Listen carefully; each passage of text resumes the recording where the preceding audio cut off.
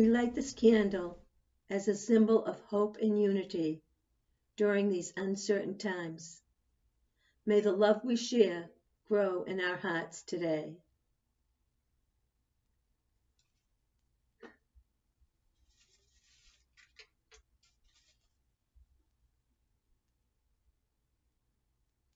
And now, please join me in the unison affirmation.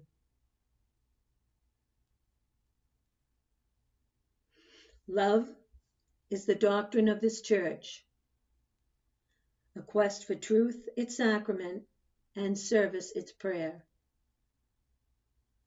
To come together in peace, to seek knowledge and freedom, to serve human need, to the end that all souls shall grow into harmony with the divine. Thus do we covenant with each other and with God.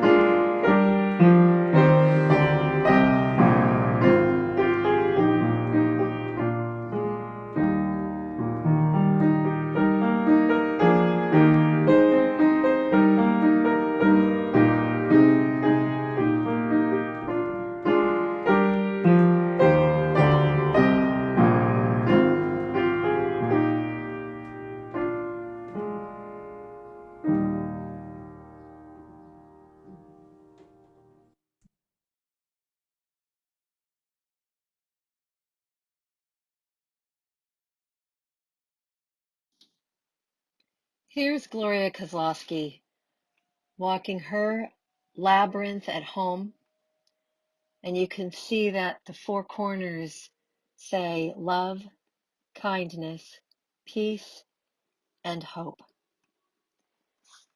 This is a bit of history on labyrinths from a book called Labyrinth from the Outside In, Walking to Spiritual Insight, A Beginner's Guide by the Reverend Dr. Donna Shaper and the Reverend Dr. Carol Ann Camp. The labyrinth has been used for centuries as a pilgrimage, a way back home. When Christian pilgrims could not get to Jerusalem, they walked the labyrinth. If we cannot solve today's problems, at least we can walk in a way and with a posture that says we are not mired in the problems. We still hope for ways out. The ways out are less anti-knot than they are knotted. We learn that inside the labyrinth. There we do not deny complexity, rather we walk it.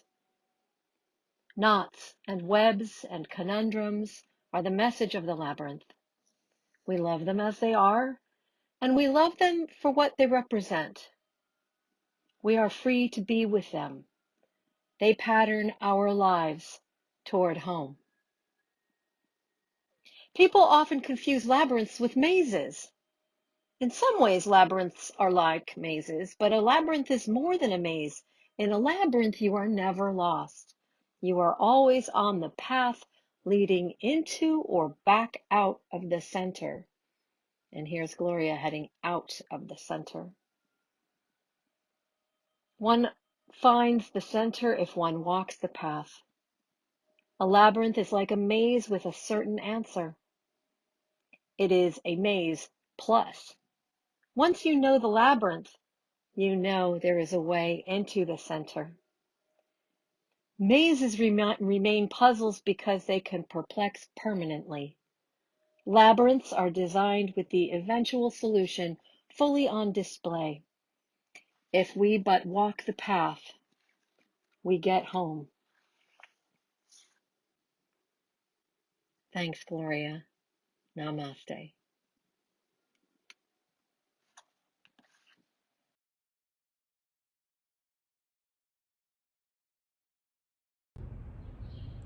There are so many ways to give and connect right now, and we as a church want to make sure that you see us as a portal for that, that you see us, that we see each other as connectors right now, as hands and arms reaching out to support each other and our community. I was going to say at this time, but really at all times. It's just more complicated right now.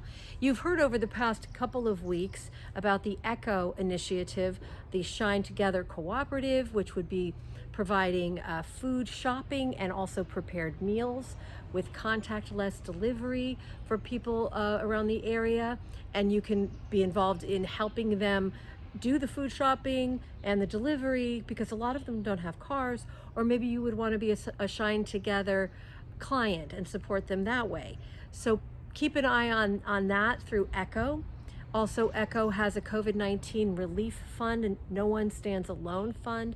You can find more information on that in our last two services, or just go to echo.org. And of course, you know that ECHO is ECCO, Essex County Community Organization.org.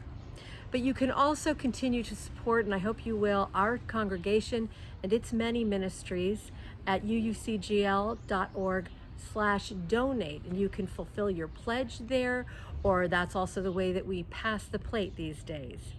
We will be returning to our 50-50 offerings as soon as we kind of figure that all out. That's just one of the items in development right now, and we are in conversation about that. So I wanted to let you know. The morning offering is most gratefully received.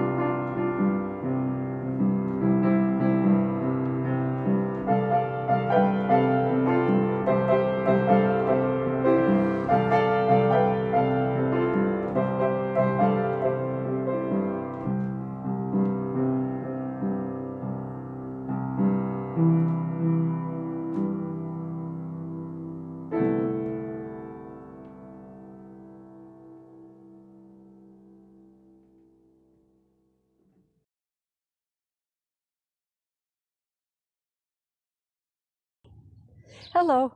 Perhaps you too have been feeling a little cooped up lately. There are lots of ways to find antidotes. For me, one of them is to visit my friends here at Brooksby Farm in Peabody, and another is to zoom in to one of several meetings at church, as you may already know. Of course, there's the Sunday service, the fellowship hour that follows, dialogue group at 5 o'clock on Sunday. There's meditation every day and a check-in on Wednesday. All of the details, as you might already know, are in the update newsletter that comes every week. Our pastoral care ministry team met together with Reverend Vicky this week just to compare notes and to see how everybody's doing. Let us know if there's someone that you think we should be checking up on. We've been delivering groceries, shopping, and keeping in touch by phone and Zoom just for moral support. So we're here for you at extension 11 or 16 at the church. Hope to hear from you.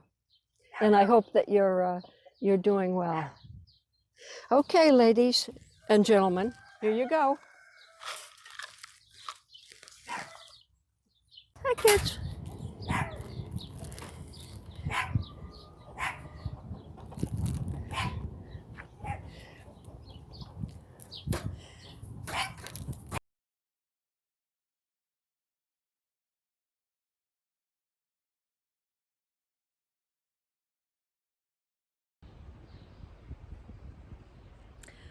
I was in Arizona in February at the Redemptorist Center for Spiritual Renewal, out in the desert outside of Tucson. For 2 weeks, the students of the Hezekiah School for Spiritual Direction lived together, shared meals, prayed together, told our stories, cried together, and attended class and practicum every day to become certified spiritual directors. We were, I think, 26 people from all over the country, from many traditions, some lay people, some clergy, some nuns, some singers, all people dedicated to the spiritual way of life. We grew to trust and really love each other. We heard each other's fears and sorrows, and we held each other in tender care. When we said our goodbyes, we wiped tears from our eyes and we said, oh, we're being so silly. We're going to see each other in a couple of months, because we were supposed to have the second half of our training in April. And of course, that was not to be. We were supposed to return to the Hezekiah School for Spiritual Direction at the end of August, but I don't know. This is a time that we can't foresee the future. Dwelling in unforeseeability and tolerating it has become a very important spiritual practice for right now. I imagine that some of you are doing better with that than others. It depends on your temperament. It depends on your stage in life. It depends on how much in control you felt of your and your family's future before Corona time.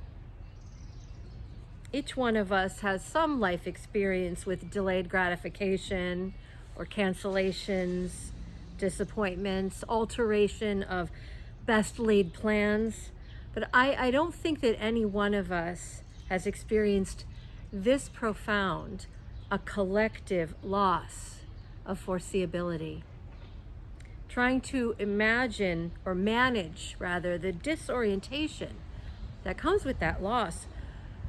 We look to the headlines and to doctors and scientists, reports, to give us a sense of when we might be released from this time of unknowing, from the stress of not being able to really plan much of anything except maybe the next couple of hours or the next meal or bedtime for the kids. Maybe we can plan a day in advance. I'm seeing some people really fall apart with anger and frustration, saying, why isn't this being better managed? I need to know when things are going to get whatever, back to normal, when the kids are going back to school, etc. And while I agree that this has been very poorly managed, to fight against unforeseeability right now is like fighting water. And I have to say, please try and save your energy. When you find your mind and emotions railing against the lack of certainty or even much knowledge of what is coming next, please try to observe yourself in compassion and just observe, oh my gosh, I am not in control right now. And I hate it. I hate this. It's very hard. I'm not used to it. And then, when you've done that, you can respond to yourself as a kind of a calming, wise guardian or parent and say, yes, it's very hard. And you don't have a lot of experience with this. So it's really okay to have all these intense emotions. They're very human. They're really understandable. What do you think you need in the next few minutes that can support you in how upset you are right now? And then you listen and you start to build a repertoire of comfort. We all need a toolkit filled with things that work to comfort us and full of compassion. I want you to find things that can go in that toolkit that are reliable and strong and can stand up to a lot of use. Because we're really going to need that toolkit in months and however long to come. Like I just thought earlier today, maybe tomorrow I'll do a grocery run, which now takes you 3 or 4 hours to get that all done instead of the quick half an hour or hour that it used to take. But then I listened to the weather and I thought, oh no, well, if it's going to thunderstorm, then I can't do my thing where I bring the groceries in the backyard and wipe them down and bring them in. So I probably won't do that. I thought I was going to record this sermon outside right now. I didn't count on there being all this chaos in my neighborhood because there's been a terrible fire down the street on Burl Street. And right at the end of my block right now, there are fire engines from 4 different towns and cities and a displaced community of people wearing masks and milling around in Kiley Park. So I will be seeing what I can do as soon as I'm done here. It was Pearl Brown who reintroduced me to the Labyrinth as a spiritual practice. Years ago when I lived in Maryland, there was a beautiful labyrinth on the grounds of the Bon Secours Retreat Center run by the Sisters of Bon Secours. And I would go walk it by myself sometimes. And what I really loved doing was taking church groups to do labyrinth meditations. And I also have a wonderful memory of walking it with my mom in May of probably 1999 or 2000, and lilacs were her favorite flowers. So after we walked the labyrinth, we went and put lilac blossoms on our faces and just inhaled. It's one of my favorite memories. When I first saw Labyrinth, I thought it was a beautiful design, but I didn't really see the benefit in walking it. Because unlike a maze, a labyrinth is really just obedience. There's nothing to figure out. It's not a problem to solve. You just go in on one path and then you stand in the center feeling something deep and then you plod back out. So I kept my opinion about the labyrinths to myself because labyrinths were beloved by many people and I didn't want to share my spiritual failure to appreciate them. So I continued to set up labyrinth meditations for others, but it wasn't really my thing so much. I found that I loved watching people walk the labyrinth, and that's how I wound up being drawn back into it as a spiritual practice for me. I mean, I wasn't spying on anybody or staring at them, but while I queued up music or read some words of meditation when we sometimes did it that way, I would just peek at people, and I loved to see their faces so inwardly focused and calm, and they were very present to just one foot in front of the other. And we spaced the timing so that everyone would wait for the person in front of them to get quite a way into the labyrinth before starting on their journey.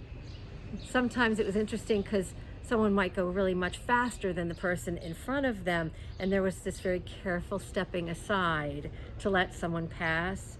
Or sometimes someone on the inward journey met someone on the outward path, and they would come upon each other, and there was this gentle making way. No one made direct eye contact. They preserved the privacy of each one making their interior pilgrimage. I don't know what each person was taking with them as their focus on the path. Some had a prayer or a mantra, a word, or a question.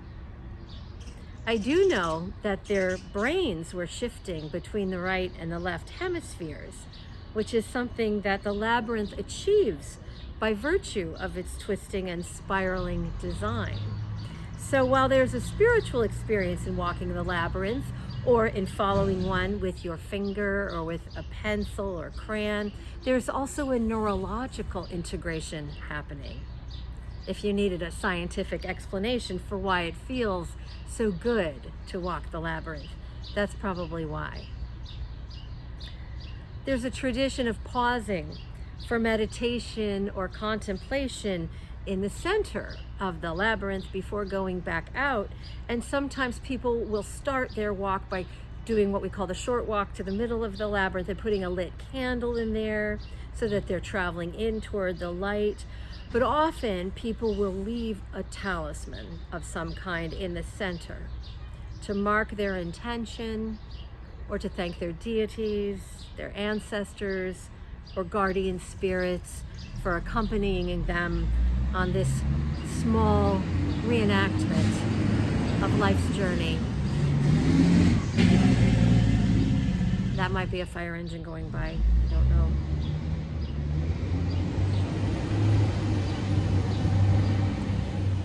Blessings. Thank you. The Redemptorist Center has a beautiful labyrinth out in the desert that I spent time with most days I was there. And I want to show you in an image what people on retreat left there in the center of the labyrinth to mark their journey. And I have no idea what these items mean. I was just honored that I was able to see them, and I know that they represent, each one represents a human story, a soul on the path to find wisdom. The path inward to find the wisdom, and the path outward to bring that wisdom with them into the rest of their lives. On my last visit to the labyrinth at the Redemptorist Center in February, I asked God for a word to take with me. And by word, I meant any passage, or rather a message or image, or just some kind of guidance to take forth from my time with the community of spiritual director trainees. I really went into the labyrinth with zero assumptions or hopes or preferences as to what I might receive. I just hoped that I would receive something to take with me. So I traveled the labyrinth into the center, and I stood there, and I didn't feel anything holy come upon me. There was nothing but the beautiful day and the beauty of the desert in early springtime. And I know better than to, push or pretend in spiritual matters, so I just accepted it, the silence and the emptiness, as my response. And I said to myself, no epiphanies for you today, ma'am. And then after a moment or two, a while, I guess, I started back out, the labyrinth out, putting one obedient foot in front of the other, and noticing how it occasionally irritated me not to be able to see where I was going, not to know when I was going to get done. I was a little irritated that I was required to pay attention and just follow the path as it was. And I said to myself again, all right, accept the irritation. That's part of the experience. Be present to everything. As I was in what was to be the very end of that spiral journey. And the thing about the labyrinth is you really don't know when you're about to end, because the way that it twists and the path changes, you really actually don't know you're finishing up until you kind of pop out at the end. As I was near the end, I heard an inner voice say very loudly, one word: trust. It was really loud, and I was startled, and I was really grateful. I wanted to ask, trust what? Trust what, oh my soul? But I knew that that kind of inquiry is pushing it, so I just tucked that one word into my heart as a gift, as a blessing. And now, as we are in this spiraling, changing path of uncertainty and unforeseeability together, I offer that word to you. Trust. Trust.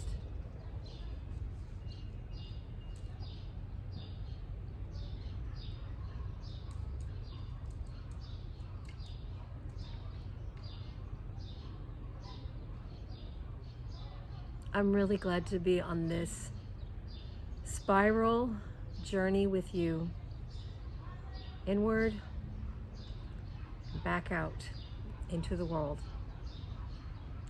And now Kenneth is going to lead us in a beautiful meditation song called Return Again.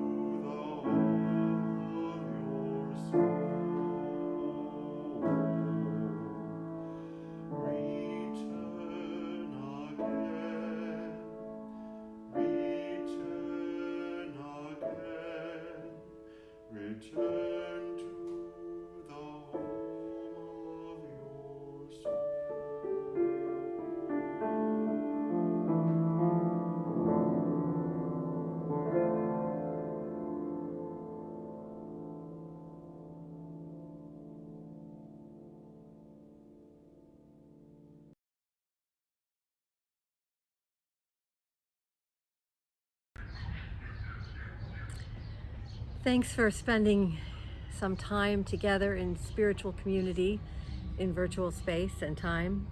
The children today, we're meeting in Children's Chapel with Mark and with Susan.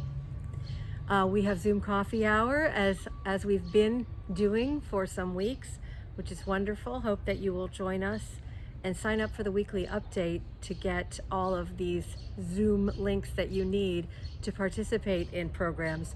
One comes at the beginning of the week called Zoom Connections, and then the weekly update also includes the links. I will be offering Soul Strength, a time for meditation and a structured deep check-in this coming Wednesday, again at 4:15. It will be the last one for a little while. I decided I would do 6 weeks and then take a break and then return. The board is meeting on Monday night, and I'm sure they would appreciate it if I reminded you that our annual meeting, which we will do virtually, is on June 14th. Not sure of the time yet, so make sure you follow your weekly update for that. Please, again, let us know your joys and sorrows so that we can share them with the community when we are online. Contact me or Claire Wilson. And call, please let me know if you'd like to do a one-on-one for some support. And now as we part in spirit, may you know that the love of God is with you, sustaining you. May you powerfully feel the blessings of creation moving through you, holding you and cherishing you as the beloved being you are and were meant to be. And may the path before you, even with its turns and surprises, be a fair one. And may you know that you do not walk it alone. Go in peace, and let the people say, Amen.